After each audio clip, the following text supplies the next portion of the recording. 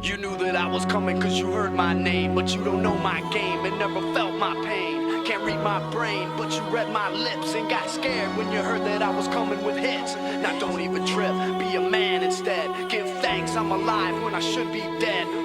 I'm in the red cause my mind's distorting. People claiming they know me, but they only know a portion. I'ma move mountains and touch the sun. Don't get scared now, you knew this day would come. So hold your bids, all bets are closed. And fuck all you hoes. Cause it's been a long time coming, but I finally broke. Like an egg yolk, I ain't no joke. Like some uncut dope, motherfucking Kid Rock's to blame. Same game, same name, ain't a damn thing changed. No sellout, I ain't no hoe. Fuck the radio, coming from the R-O-N-E-O. Ladies and gentlemen, please welcome to the stage Tucker Carlson.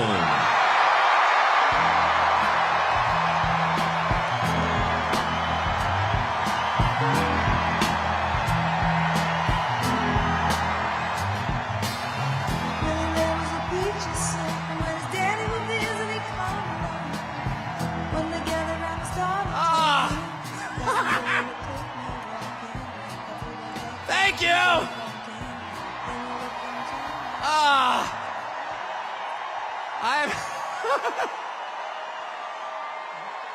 I saw the Grateful Dead in this arena in 1987. I was seated right there. How weird. It's such an honor to be here, and it's wild. Just another day following Bobby Kennedy Jr. at a Donald Trump rally in Madison Square Garden. I mean, what? That's totally normal. Liz Cheney's out there with Kamala Harris. And there's Bobby Kennedy calling to protect women's sports at a Trump rally. It's a realignment. It's unbelievable. And the fact that it's here is even sweeter. Imagine if you're, and just pause for one moment. Imagine you're Donald Trump. You're from New York City. You become famous in New York City. You make your fortune in New York City. And all of a sudden, the leadership of New York City decides they're going to destroy you because they don't like your politics. And so they, yeah, boo. Imagine if that were you, though. And they try and take everything that you have. They try and put you in prison. They try and put your children in prison. If that happened to you, how often do you think you'd be going back to New York City? How about never? And yet he's here. It's like getting thrown out of a bar. And you think to yourself, well, you know, all my friends are in the bar. And you approach the door and there's the bouncer like, you're not allowed in here. But from behind the bouncer, you hear the cheers of your friend, come on in! And the bouncer hangs his head in shame. Ugh. He's embarrassed that he's working for the man trying to keep the most popular person out of the bar. And that's Donald Trump back in the city that produced him with no embarrassment at all, in a room full of his friends. The stones that takes, the bravery that takes is incredible. Donald Trump's gonna win. He's gonna win. I know that that's true. Why is Donald Trump gonna win? The people he's about to defeat have no idea. And they're panicked. They have no idea why people like Donald Trump. And their first theory was, well, Donald Trump is evil, so half the country's evil also. And that's one of the reasons they spent the last 4 years trying to destroy the country, because they're mad at its voters for liking Donald Trump. How much easier would it have been just to pause for 20 minutes and ask yourself honestly in some silent place, why do people like Donald Trump? And if they had been honest enough to ask themselves that question, they would have come up with the two main reasons, and here's what they are. The first reason that people like Donald Trump is because he likes them. That's why. And it's real. Affection is something you can't fake. I don't care how many times Kamala Harris would tell me she loves me, I don't believe her. I saw her kiss her husband with a mask on. A mask on. That's her version of love. It's fake. It's not real. They spent 10 years telling you Trump is a hater. Do you feel that on him? No, you don't. Because it's not there. I've spent a lot of time with Trump. And there's not one moment I've ever been with him off camera where he's spending his time grousing about people he hates. Ever. He's talking about the people and the country he loves in his private time. Trust me. And people know in a country that has been taken over by a leadership class that actually despises them and their values and their history and their culture and their customs, really hates them to the point that it's trying to replace them, they know someone who actually has affection for them, and that's Donald Trump. And it's requited. It's requited. They know. When he goes to McDonald's and serves fries, like, he's not faking that at all. That's why that worked. Democratic media consultants are like, how is that working? Because it's real. That's why. And the second reason that people love Trump, and I put myself in this category, it's why I'm here today, is because he's liberated us in the deepest and truest sense. And the liberation he has brought to us is the liberation from the obligation to tell lies. Donald Trump has made it possible for the rest of us to tell the truth about the world around us. And that's the single most liberating thing you can do for people. If you want to enslave people, if you want to degrade them, force them to tell lies. And they have.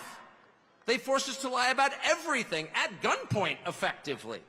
They put people in prison for refusing to lie. And not just the obvious lies that men can become women or Vladimir Putin blew up the Nord Stream pipeline. No, honestly, he did. January 6th was an insurrection. They were unarmed, but it was very insurrection-y. Not even the obvious ones, but the big lie. You know what the big lie is? The big lie is that they're impressive. That's what the big lie is. That the people in charge have somehow earned the right to rule over you, and they haven't. And you know that. These are the single most useless people in the United States. They have no skills whatsoever. They've got 3/4 of the money, and they didn't earn it. They set up a system precisely for the purpose of awarding themselves wealth and power when it's undeserved. You look at Liz Cheney and you ask yourself honestly, what skill could she possibly have that allowed her to send hundreds of thousands of people to their deaths? Did she earn that? I don't think she did. No fair system would make Liz Cheney powerful. No fair system would make Larry Fink rich.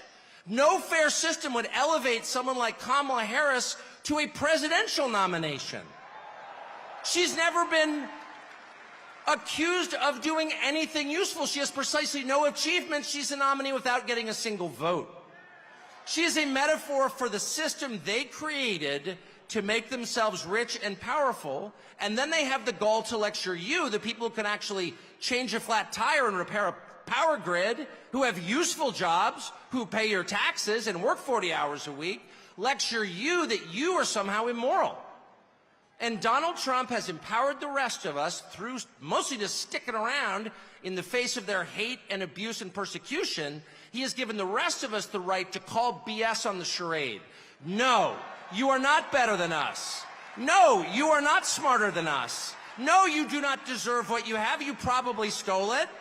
No, you're not going to bully me into silence anymore. And I can promise you at this point, 9 days out, when Robert F. Kennedy Jr. and Elon Musk and Tulsi Gabbard and pretty much every high school senior and college shorty girl in the country has come out finally say, yeah, I am for Donald Trump, actually. When the entire country has realized there is nothing embarrassing about this, what's embarrassing is to take a perfectly great country and destroy it, as they have. I'm not ashamed. You should be. At that moment, it's going to be pretty tough for them 10 days from now to look in the eye to America with a straight face. It's going to be pretty hard to look at us and say, you know what? Kamala Harris, she got 85 million votes because she's just so impressive. As the first Samoan, Malaysian, low IQ, former California prosecutor ever to be elected president, it was just a groundswell of popular support. And anyone who thinks otherwise is just a freak or a criminal. At this stage of the game, after 9 years of listening to their lies and finding every single one of them totally false, no, it's not safe and effective, and no, she's not impressive. It's very hard for me to believe the rest of us are going to say, you know what, Joe Scarborough, you're right. You're right. She won fair and square because she's just so impressive. I don't think so. And to me, that is liberation. It's the freedom to say what's obviously true as a free man and not a slave. And I just want to say thank you, Donald Trump, for that.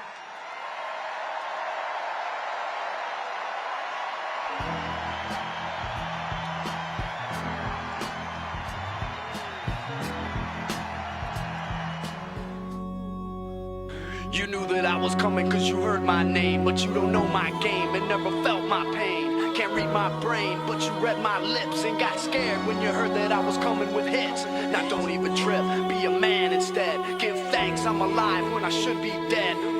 I'm in the red cause my mind's distorting. People claiming they know me, but they only know a portion. I'ma move mountains and touch the sun. Don't get scared now, you knew this day would come.